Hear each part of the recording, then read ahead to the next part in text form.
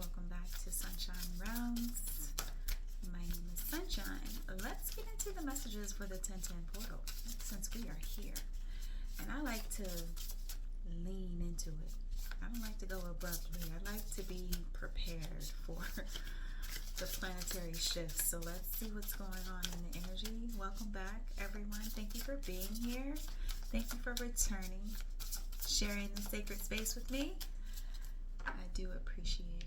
Let's get into the energy. Ooh, the rooster and the sunflower. Okay. Communication. That's for someone. So if you are a rooster, born in the year of the rooster, or just understand the rooster energy, that's that spitfire energy, that clear and direct force with the sunflower here. Something is coming in for the collective. This is really good energy because of the 1010 portal. It's a great time to create. It's a great time to have new beginnings. It's a great time to put your energy into things that your heart desires. Roosters don't really do anything without that heart. So if you're missing anything from your life in regards to information, clarity, or truth, it's coming in. Let's go. I love to see it. What else do we have, Spirit? Thank you so much. The moth and the eucalyptus, an ending. So communication and an ending. So if you are anticipating some sort of communication, I feel like this is a receiving though.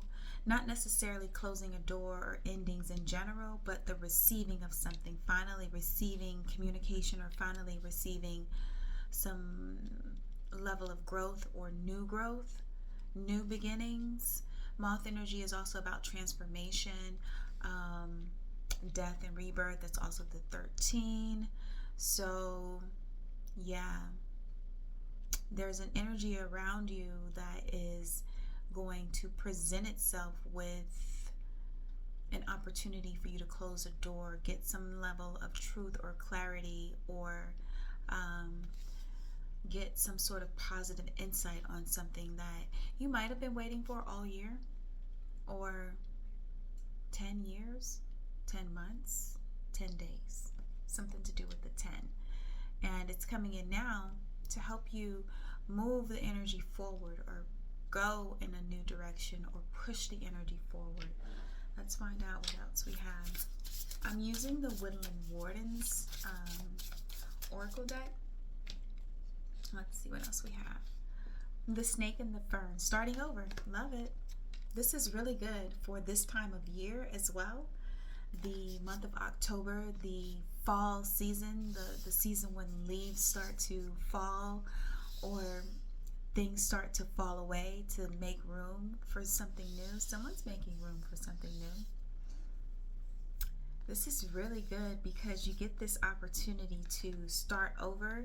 So you have communication and ending and starting over, almost as if the rebirth is happening right before your eyes, but it's giving birth to something that's much more beautiful than it was before.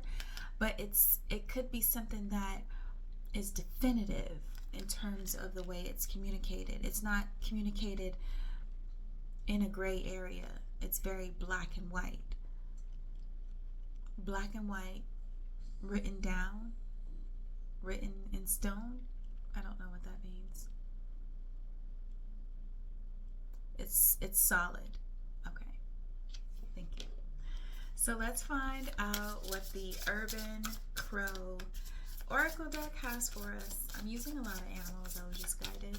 So let's go with it. Caching. Ooh, I love it. So a lot of people don't like the caching energy, the collecting, the gathering of information, or the gathering of time or resources or elements, clues, synchronicities, gathering information or looking for things that might have been hidden from you before, especially since we're in like these moon phases that are carrying us into the spring season. The caching is about, for me, preparation. preparation that meets the opportunity, looking for the opportunity to create an ending or start all over, make something solid or set something in stone, or create an ending so that something can be opened again, or given birth again, created again, nourished again, nurtured again. And that 7 energy is a work oriented energy, the point in which you have to do the work. You have to gather the right seeds, gather the right information, or you are putting yourself into a space where by doing this before, now you can have the sense of clarity, renewal, and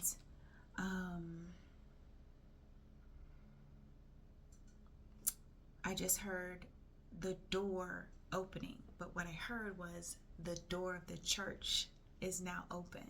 So whenever I get messages like that, that's an ancestral message. Gracie says hello. For me, it's an ancestral message because it's something that could have been going on in the background on your behalf to prepare you for, or the work that you've been doing is now going to reap some sort of harvest because you've gathered the right information or the right seeds or the right time. You've put in the time in order to build something. So with this rooster energy being here with the sunflowers, you know that sunflower has to grow super tall and get really full before it's ready for the seeds to be harvested. So whatever it is that you have been putting your energy into, creating for yourself, gathering for yourself, nurturing, or getting ready to shed, whatever you've been doing to get ready for this transformation, this ending, so that you get new skin, new direction, new clarity, new purpose, new messages, new missions. These are parts of the activations that go on with the planets. If you're paying attention to it, so that you can draw your energy in by paying attention to what the planets are saying. What do they mean? What is the depth of their character? Because each planet has a character or characteristics that define it, similar to human beings, similar to zodiac signs. So look into your resources to gather information on which direction you're supposed to be going, or where you're being called to go in general. It's not always as detailed as you think it is. Sometimes spirit is very subtle, but I feel like what spirit is bringing in based on the plant and the animal medicine that I have here, it's bringing in something that is solid. There's no questioning its purpose. It is definitive, and it is written, is what I just heard. That's for someone. Let's get into the tarot. When they come in, they come in. I can't. That's for someone. If you ask for something to be written down or solidified or bonded by writing it or signing on a document, that's happening. That's for someone. Let's get some tarot. All right now. And it's being written in a way that, okay, this is the point where the harvest is. They just gave me the visual of gathering the seeds in a basket. Someone is harvesting, gathering the seeds, like it's ready for it to be collected. But I see a basket that was weaved, like the baskets that are made with very thick jute. So you might have that in your home. I don't know who that is for. So yeah, let's get back into the tarot again. I can't right now. The 9 of Swords. Perspective, self-empowerment. That's the porcupine. Porcupine is equipped with all he needs to protect himself. He wears his quills with honor and uses them to confront his fear. A mentor for the vulnerable. He's here to show you how to protect yourself from your own painful thoughts. When anxieties are at their height, it feels as though things are at their worst. Step back and look at the big picture. Things are not as bad as they seem. Adjust your perspective and cast your sights into the future with optimism, knowing you're doing the best you can. Easing the grip of fear and anger will shed a heavy burden. Focus on your priorities, listen to your inner voice for guidance, and make the conscious choice to believe that tomorrow holds great purpose. I was going to say promise, so promise and purpose might be important to you. He's so funny looking. I love it. Okay, and we got the Ten of Cups, blessings and well-being. I feel that that's what Spirit is asking you to do. Shed the old and begin anew. And I love this message for this 10-10 October time frame, because that's what the earth is doing. It's getting ready for renewal. It's getting ready for replenishment. It's getting ready to shed the leaves and be bare for a while and welcome in new seeds. This is what we are called to do ourselves every season. Just because the plants are doing it doesn't mean that we can't do that as humans. So anyone that knows the fall time is the perfect time to set intentions and put energy and put in that caching work, that work life that you need to put out so that you can come to some sort of victory, a better well-being, blessings in general, or blessings that come on the other side of you letting go of whatever it was that held you back from this point in your life where you actually receive it. So take heed. Do you see how beautiful those animals are? Oh, I love it. It's one of the most amazing transformations that's happening right before your eyes. But here's the thing, it's yours. It's your transformation. It's no one else's but yours.